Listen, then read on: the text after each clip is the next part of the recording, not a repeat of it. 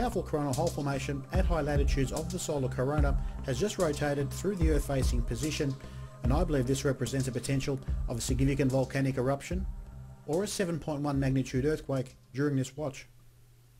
We're now looking at the solar terrestrial activity report via solar.info and focusing on this significant coronal hole formation on the solar corona, which has just moved across the Earth facing position.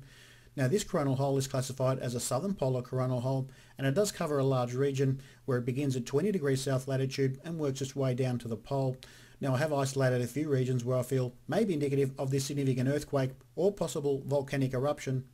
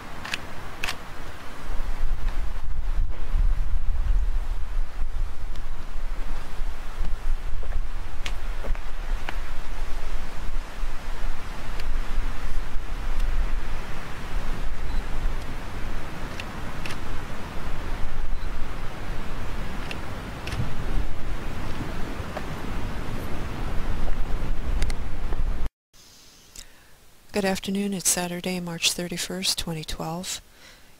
The time is 5:45 p.m. Pacific Time. Up next, Etna volcano. Tremor signal started to rise sharply. This is by Adonai, March 31st, 2012. Well, looks like Mount Etna in Italy is activating. The tremor signal has started to rise sharply on Saturday, March 31st, which could mean that the 23rd paroxysm is about to occur. The next hours will show. Okay, Strombolian activity continued since Friday, March 30 at the new southeast crater. And that's, I think, a typo right there. Explosions throw incandescent material tens of meters beyond the crater edge, and in some cases bombs fall on the flanks of the cinder cone. During the late Friday afternoon and evening, explosions followed one another with an average of 20 to 30 events per hour. The real-time seismic tremor signal shows no substantial changes in amplitude. Etna activity updates will be posted right.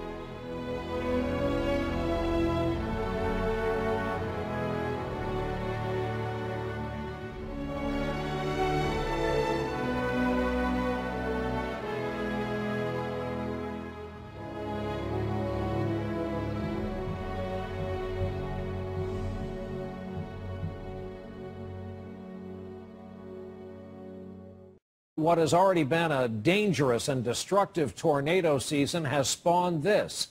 The National Weather Service has been studying last year's extreme tornadoes and is now testing a new warning system in the Midwest's Tornado Alley. Our report from NBC's John Yang. Sometimes there's little warning, but in the annual struggle with nature that is tornado season, the National Weather Service hopes blunt words of warning will get people to take cover before something like this is right on top of them. Starting today, they're testing the new system in parts of Kansas, Missouri, and Illinois. We want to make sure that the language we use is strong enough to motivate people to understand that they need to take immediate action to protect themselves. For example, the warning before a tornado killed 161 people in Joplin, Missouri last May said the safest place to be during a tornado is in a basement. Under the new system, that warning might say, Tornado may be unsurvivable if shelter is not sought below ground level. East and south of St. Louis, it's giving us more tools and hopefully more of a way to get people to act when they really need to act. More sophisticated radar allows earlier and more accurate warnings, even detecting tornadoes on the ground before eyewitnesses spot them. Oh boy, we have a debris ball. But in regions where severe weather is common, meteorologists say warning fatigue can set in. I was laying in bed and I heard the siren go off, but I didn't think nothing about it because it'd been going off all day. Linda Carell never sought shelter, but still survived last year's tornado that killed at least 26 in her tiny Alabama town. There is somewhat of a cry wolf syndrome out there because 3 out of 4 times they're false alarms. Hoping that new stark language will make sure the most critical alarms are heard loud and clear. John Yang, NBC News, Chicago.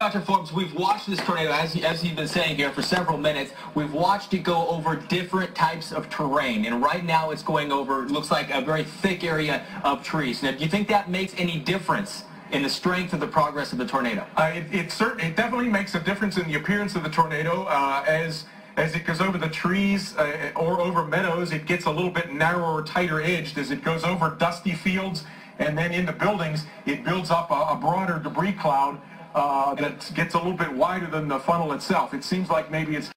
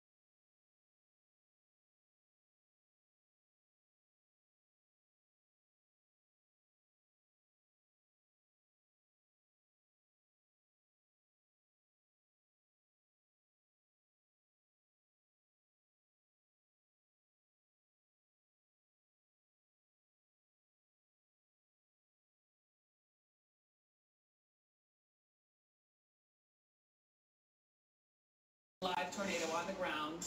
Take a look at this with me. Chad Myers. I'm here. Live pictures. Take a look at this. Where exactly? Obviously, this is coming from the website of our Dallas affiliate, WFAA. We are looking live at a tornado. Do we know specifically where this is? This is Glen Heights, Texas. This is Dallas County, Texas, from our affiliate, WFAA. This storm has been on the ground now for about 10 minutes. It has moved up right along the I-35E corridor. Now, there's another tornado on the ground on the I-35 corridor right up near Spinks Airport. That's in parts of Fort Worth, just the south and the southeastern sections of Fort Worth, right along I-35. This tornado we're looking at right now is 35E. It has moved over and out of Johnson and Ellis and then on up now into Dallas County. And this is going to approach the downtown Dallas airport, downtown Dallas, or even toward Love Field in the next 10 to 15 minutes. Can I just interject just to notice you see all these people passing by, presumably on this I-35 corridor. This is passing 35E. on by a tornado. Do they not see this? They see it. They see it off to the east, you know, and if you live it, you live this. I lived in Oklahoma City many, many years. You take a look at this and you realize it's not going to hit you. You feel safe. But in fact, these storms can and do turn left and turn right. This one has been moving to the north-northeast at 25 miles per hour. And this storm right now is getting larger. That is at least 120 mile per hour tornado on the ground moving from South Dallas County right on up into Dallas proper. This is going to be, and the storm is not getting any weaker, and the storm has nothing to fight with. This storm could be on the ground for a very long time.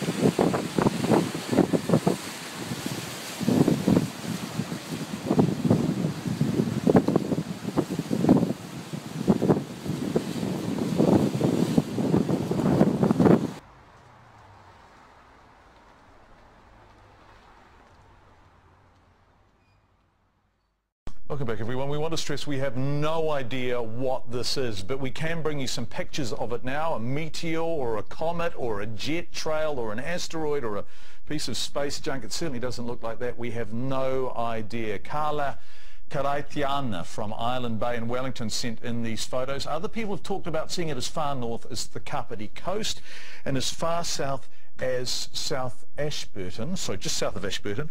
The really interesting thing is everyone has a different opinion on what it is. We have seen some, received lots of emails saying that's a vapor trail, but other people are saying it's absolutely not a vapor trail. Let's talk to some of the people who've seen it. We're going to start with Kim Reese. Kim, are you there? Yep, I'm here. How are you, Kim? Good. Good. Where are you? I'm in Dobson, the West Coast. Okay, great. Okay, gosh, okay, you're on the coast. What did you see? To me, it looked like the size of a helicopter on fire right in front of me, falling through and about to land just in the trees in front of me. It was huge, and I mean, there was a trail behind it, but this was a ball of fire in front of me. I instantly thought it was a helicopter crashing, so I grabbed my daughter and we just ran to the nearest house and called the police. And that's how close it was. Did you hear anything? No, I stopped and listened. I thought if it was going to explode and hit the ground, I would have heard it, but there was nothing, so I thought, well, maybe it did go further. Yeah, but like I said, I didn't get through to the police station. It was overloaded. I got through as far as through Tasman district, and then I was put on hold because the phones were overloaded with people seeing whatever it was. Is it possible it was a vapor trail just with the setting sun behind it? No, it was a ball of fire. It was like a plane crashing or something had just blown up in front of me. I mean, I didn't hear anything. I was running, like I said, up into the trees, and the next thing it was in front of me, and I stood and screamed to my daughter, and she came running. She's 11, and she just got to see the trail. But yeah, no, it was a ball of fire. Kim, thank you so much. We really appreciate it. Thanks so much for talking to us. Kim, who's in Dobson, on the west coast of the South Island. Let's go to David, who I think, David, you're in Wellington, right? Are you there, David? Yes, I am. Yeah. David, you are, you're in part of Wellington where you can actually see the planes coming and going from Wellington Airport, are you? Well, what I was doing is I was just picking up my son from a rugby practice and driving down the Hutt motorway towards Wellington. And as about the Petone railway station, we saw this huge, I had some Polaroid sunglasses, glasses on, and a huge, what looked to me like a green or blue ball just raced across from, say, the Naringa Gorge as I was looking south towards Mount Vic and disappear. And it went right through the sky, probably in about two seconds max, maybe 3, and this huge stream of, fire vapor, behind it, like, burnt material. So the only thing I thought it could be must be a meteor. Extraordinary. Lots of people are emailing in, particularly there's one shot we've got where it looks exactly like a vapor trail. Is it your sense it was possible it was a vapor trail from some kind of aircraft? No, I saw this great big ball of fire, like, was it Kim said? Yeah, Kim, yeah, exactly what she said, yeah. And it was just this huge ball of light. You were right at the front, and it streaked right across the sky like I've never seen before. You know what it reminded me of? It reminded me of those dinosaur movies you get out for your kids. Yeah. The thing goes across, and the next moment you got this great big ball of water, and the dinosaurs are extinct. But it was that sort of thing streaming across the sky. Extraordinary. So you've seen nothing like it ever before? No, that's the first time. But my son reckoned he's seen it last year, but he's a teenager, so. Okay. Yeah. Thanks, David. I really appreciate it.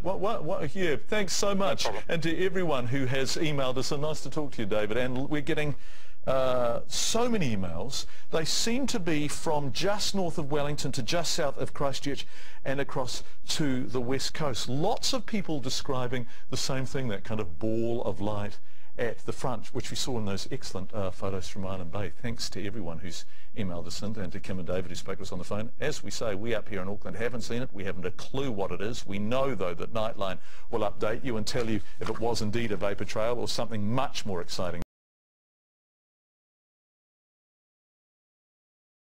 A couple of nights before I seen the orb, I seen lights in the sky that were kind of out in the distance, and looked to me like, maybe a helicopter or something like that. We're looking for, drowned fishermen, or we get duck hunters that drown out there every once in a while, and they'll circle over the water.